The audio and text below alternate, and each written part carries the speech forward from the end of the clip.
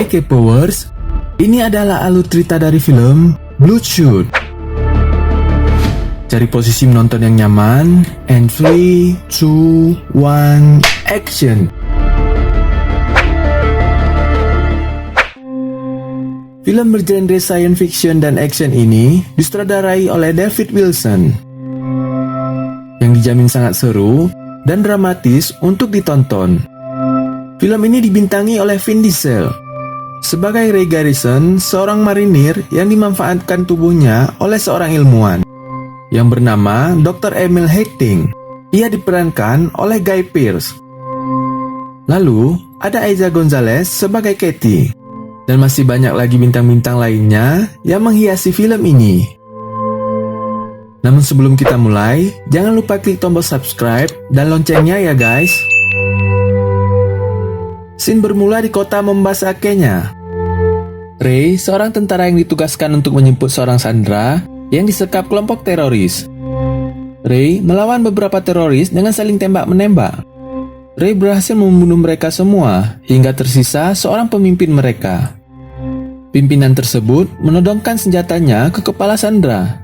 Dengan cerdik, Ray meminta sebuah telepon agar pura-pura memanggil helikopter pesanan teroris itu. Namun tiba-tiba,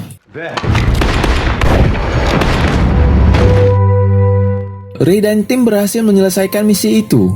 Mereka pulang ke negaranya. Di bandara, Ray ditunggu sang kekasih yang bernama Gina. Ia telah lama menanti Ray pulang. Lalu, mereka menghabiskan waktu bersama untuk berlibur di sebuah negara kecil yang sangat indah. Di sana, mereka menginap dan bercinta di sebuah penginapan. Di pagi harinya, Ray terbangun dan melihat selembar pesan dari Gina yang bertuliskan ia sedang membeli sarapan dan akan segera kembali. Saat Ray mencuci muka di kamar mandi, Ray mendengar sesuatu dari luar. Ia memanggil Gina, namun tak ada jawaban. Ray mencurigai sesuatu. Benar saja,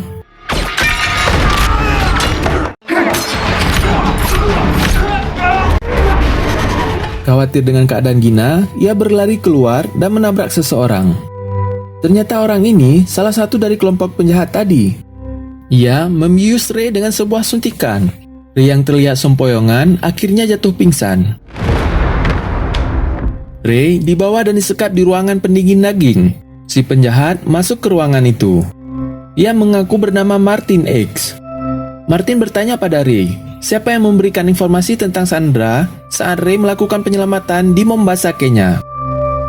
Ray tidak tahu harus menjawab apa. Lalu si penjahat itu membawa Gina ke hadapan Ray. Lalu Martin menodongkan sebuah alat paku tembak di kepala Gina. Ray tidak tahu harus menjawab apa, karena saat itu ia hanya diperintahkan untuk menjemput Sandra. Karena Martin sangat kesal, Martin akhirnya menembak Ray juga, dan ia pun tewas. Film ini belum berakhir ya guys, karena masih banyak cerita setelah ini. Di sebuah laboratorium, terlihat Ray sedang tertidur dengan beberapa kabel di tubuhnya. Ray tersadar dan didatangi oleh seorang perjaka tua dan seorang wanita cantik yang ia tidak kenal. Mereka adalah Dr. Emil dan Katie, rekan dari dokter tersebut. Dr. Emil takjub dengan perkembangan Ray, karena Ray berhasil dihidupkan kembali olehnya dengan penemuan dan hasil uji coba pada tubuhnya. Emil memperkenalkan dirinya dan laboratorium itu. Tempat itu bernama RST, atau Rising Spirit Technologies. Saat ditanya nama oleh Dr. Emil, Ray sama sekali tidak dapat mengingatnya. Ia lupa segalanya, hanya cicilan yang masih diingatnya. Ternyata, tubuh Ray disumbangkan oleh militer Amerika untuk penelitian Dr. Emil. Ray orang pertama yang berhasil mereka bangkitkan dari kematiannya. Emil membawa Ray keliling kantornya dan memperlihatkan semua kecanggihan teknologi yang mereka miliki. Emil mengambil sebuah pisau, lalu memegang tangan Ray. Ia mengirisnya, namun secara ajaib, tangan Ray kembali seperti semula. Emil menaruh tangan Ray di sebuah mikroskop. Di layar monitor, terlihat makhluk super kecil yang jumlahnya sangat banyak. Mereka sedang bekerja memperbaiki sel tubuh Ray. Dr. Emil menyebut makhluk itu dengan nama nanorobot. Emil juga menunjukkan tangan kanannya pada Ray. Tangan itu ternyata juga sebuah robot. Lalu, Emil membawa Ray ke ruangan gym. Di sana, ia memperlihatkan rekan-rekannya yang memiliki teknologi seperti Ray. Seperti Katie, memiliki paru-paru canggih. Ia bisa bernafas di dalam air dan kebal terhadap segala jenis gas beracun. Lalu Tips, seorang penembak jitu buta, memiliki mata buatan yang dapat melihat dari segala arah dan dapat melihat di dalam kegelapan. Dan yang terakhir adalah Jimmy. Ia mantan tentara Navy SEAL. Kakinya terputus saat berperang di Afghanistan. Dr. Emil membuatkannya sepasang kaki robot yang sangat kuat dan cepat. Keesokan harinya, Ray terbangun dan berlatih sendirian di ruangan gym. Ia mencoba meninju sebuah samsak. Samsak itu jebol begitu saja. Karena merasa kuat, Ray meninju tiang berkali-kali hingga tiang itu pun retak dibuatnya. Di dalam kolam renang, ia melihat Katie yang sedang berenang. Lalu, mereka mengobrol dan minum di bar kantor itu. Saat Ray meminum secangkir anggur merah, tiba-tiba Ray mulai berhalusinasi dan mengamuk. Katie yang terlihat panik mencoba memanggil bantuan. Katie mencoba menahan Ray yang akan mencari pembunuh Gina dan dirinya. Dari kejauhan, Emil dan tim mencoba berkomunikasi dengan Ray. Ray terkejut kenapa Emil bisa berkomunikasi dengannya. Ternyata, di dalam tubuh Ray terpasang miliaran kabel mikroprosesor sehingga Emil bisa mengontrol Ray dimanapun ia berada. Emil menyuruh Ray kembali, namun Ray tidak mau mempedulikannya. Saat Ray menyebut nama si pembunuh, nano robot di tubuh Ray mencari dan mengakses seluruh jaringan internet dan mencari nama Martin X sang pembunuh. Ray masuk ke sebuah bandara.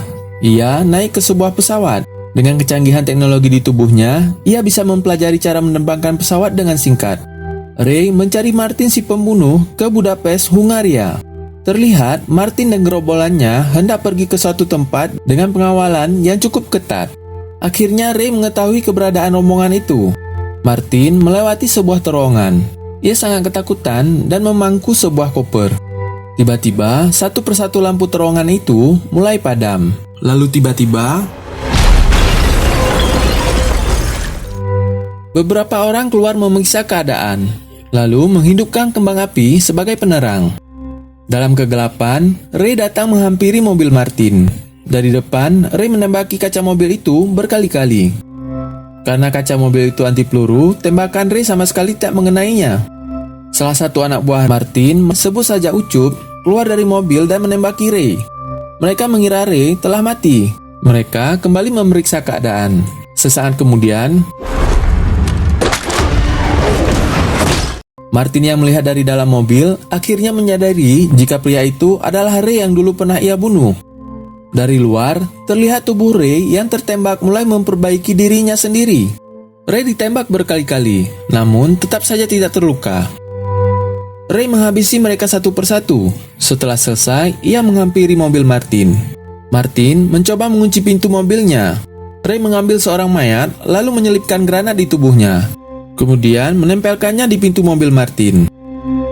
Pintu Martin pun terbuka. Penjaga yang tersisa di dalam menembak wajah Ray hingga hancur. Wajah Ray kembali utuh. Lalu Ray membalas menembak penjaga itu bertubi-tubi hingga tewas. Martin memohon untuk tidak dibunuh. Ray yang sangat dendam menghabisi Martin dengan beberapa tembakan.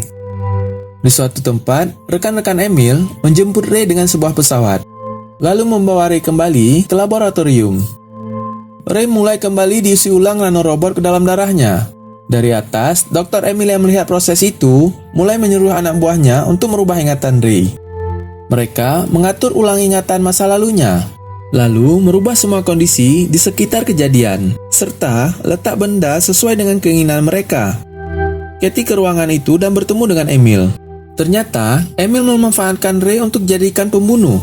Ray dijadikan alat untuk menghabisi saingan kerja Emil. Emil yang semakin marah mempersilahkan Katie pergi jika dia tidak suka dengan misi ini.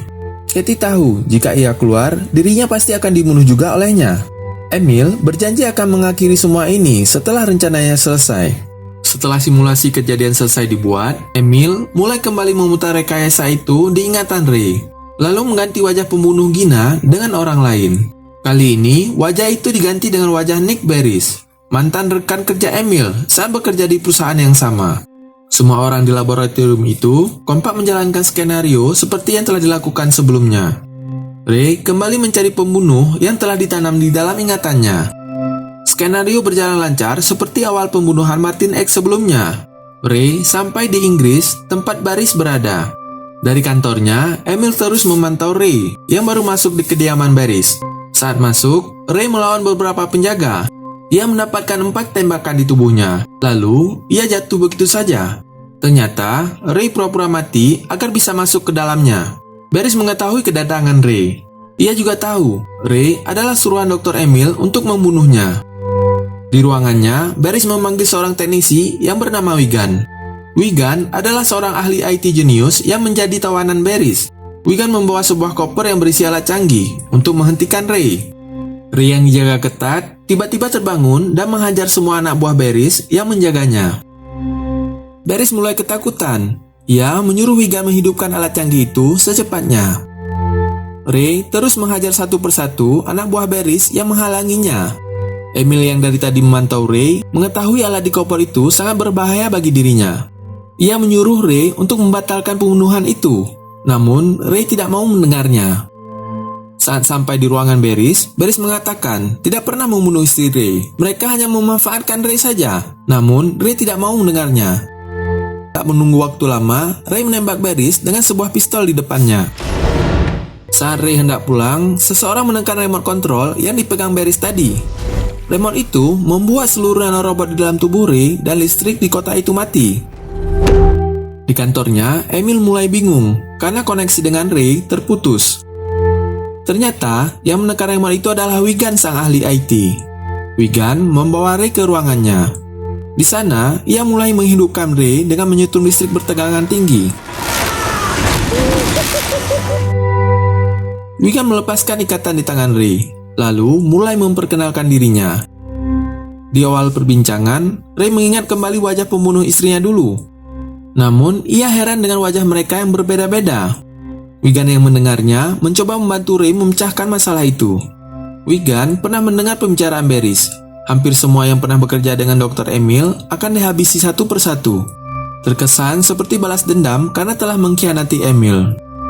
Akhirnya Ray mengerti dirinya hanya dimanfaatkan dan dimanipulasi oleh Emil.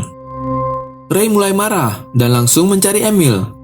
Sebelum Ray mencarinya, ia mengiris tangannya dan memberikan segelas nanorobot pada Wigan untuk diteliti. Saat memilih mobil, Wigan melarang Ray menggunakan sembarang mobil. Karena hal itu bisa mendeteksi keberadaannya dari pihak Emil. Ia memberikan mobil khusus padanya. Ray pun meninggalkan tempat itu. Di kantornya, Emil melihat pergerakan sebuah mobil dari satelit. Namun ia tidak mengetahui siapa di dalam mobil itu. Lalu, Emil mengirim Tips dan Jimmy untuk mengejar mobil tersebut. Saat sedang di perjalanan, tiba-tiba sebuah truk menabrak Ray dari depan. Ternyata, Tips dan Jimmy yang menabraknya. Mereka keluar dan menembakkan sebuah peluru khusus ke tubuh Ray. Ray yang kini dalam keadaan lemah mencoba lari dari kejaran mereka. Tips mengeluarkan sebuah sepeda motor dan menembak drone kamera ke udara untuk melacak Ray. Dengan helm khususnya, Tips bisa melihat kemanapun Ray pergi. Mereka terus mengejar dan menembak ke arah Ray berkali-kali. Namun Ray bisa menghindar. Ray mengambil sebuah senjata di dalam mobil polisi, lalu menembakkannya ke arah Jimmy sampai pelurunya habis. Jimmy terus mengejar dan menghalangi Ray di sebuah gang. Ray menabrak Jimmy dan terjatuh, lalu tiba-tiba saat Ray mendekati Jimmy, Tips datang menusuk Ray dengan sebuah pisau khusus. Hal itu membuat Ray terhubung kembali dengan lab Emil. Setelah terhubung, mereka kembali mematikan Ray. Ray pun terjatuh dan dibawa pulang ke laboratorium. Di kantor Emil, Katie kasihan melihat Ray diperlakukan seperti itu. Emil memerintahkan Katie untuk membunuh Wigan karena telah mengetahui banyak hal tentang rencana mereka. Katie menolaknya. Lalu, dari tangan robotnya, Emil menutup saluran pernapasan Katie hingga membuat Katie kesulitan dalam bernafas. Akhirnya, Katie terpaksa mengikuti kemauan Emil untuk menangkap Wigan. Dari hasil lacakan tim di kantornya, mereka mengetahui keberadaan Wigan. Wigan yang ditemani beberapa bodyguard sewaannya, lalu melintas di depan Katie. Katie berpura-pura meminta api untuk membakar rokok Manomil miliknya. Lalu tiba-tiba It's not good for you. Wigan pingsan karena ternyata rokok Manomil itu mengandung racun. Lalu, Katie mulai menghajar bodyguard yang bernama Tinky Winky, Dipsy, Lala, Po, dan membawa pergi Wigan ke suatu tempat. Katie kembali ke kantornya. Saat ditanya keberadaan Wigan, ia berbohong dengan mengatakan Wigan berhasil kabur, karena Wigan tahu kedatangan Katie. Kemudian, Emil menjadikan Wigan sebagai target untuk dibunuh oleh Ray. Saat Emil mengaktifkan Ray kembali, Katie mencoba mengakses dan meretas sistem yang akan Emil jalankan. Lalu, Katie masuk ke dalam simulasi tersebut. Emil yang mulai panik mencari tahu orang yang meretas programnya. Akhirnya, ia tahu bahwa orang yang meretas itu adalah Katie. Emil mencari Katie dan menyuruh Tips dan Jimmy untuk bersiap-siap. Di dalam simulasi, Katie dan Ray bertemu. Saat sedang mengobrol dengan Ray, dari luar, Emil menggedor pintu ruangan itu. Lalu, Katie menekan sebuah remote sebagai tanda pada Wigan agar ia segera masuk ke jaringan kantor Emil. Di sebuah minibus, Wigan dengan perlengkapan komputernya mulai meretas kantor Emil. Teknisi Emil mencoba melawannya. Namun, Wigan hanya menertawakan lemahnya pertahanan jaringan kantor itu. Tak lama kemudian, Ray kembali sadar. Emil yang sangat marah mendobrak ruangan itu, lalu melempar Katie dengan tangan robotnya. Ia mencoba mematikan mesin paru-paru di tubuh Katie lagi. Namun kali ini tidak berhasil, karena semua telah dikontrol oleh Wigan dari jauh. Tips dan Jimmy mulai bersiap melawan Ray. Katie masuk ke ruangan penyimpanan data milik Emil, kemudian meledakkannya. Dengan tangan robot barunya, Jimmy sangat percaya diri menghadapi Ray. Ray terlihat sedikit kewalahan. Lalu, ia mendorong Jimmy jatuh tepat di sebuah lift. Tips datang membantu menyerang Ray. Ray berhasil menendang Jimmy dan menempel seperti cicak-cicak di dinding. Jimmy yang semakin marah kembali melompat ke bawah dan membalas menendang Ray. Mereka mengira Ray terjatuh ke bawah. Ternyata, ia jatuh tepat di atas lift sebelahnya. Jimmy kembali mengejar Ray. Lalu,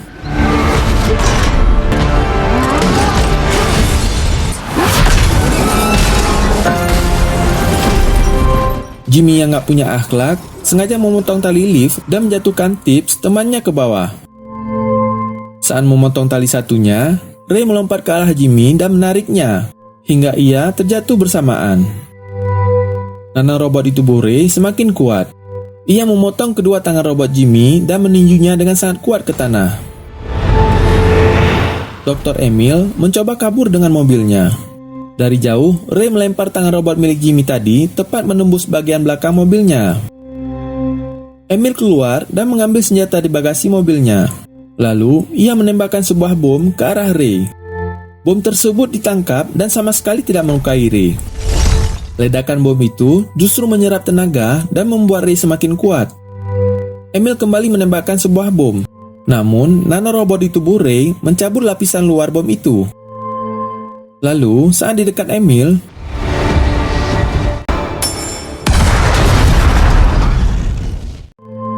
sebulan kemudian, Ray berhasil diselamatkan oleh Wigan. Kini, tubuh Ray dibuat menjadi lebih kuat daripada sebelumnya.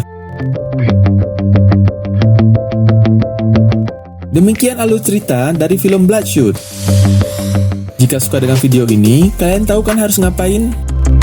Jangan lupa klik tombol subscribe, like, dan share untuk mendapatkan update video-video terbaru dari Ikepo Movie. Terima kasih dan sampai ketemu lagi.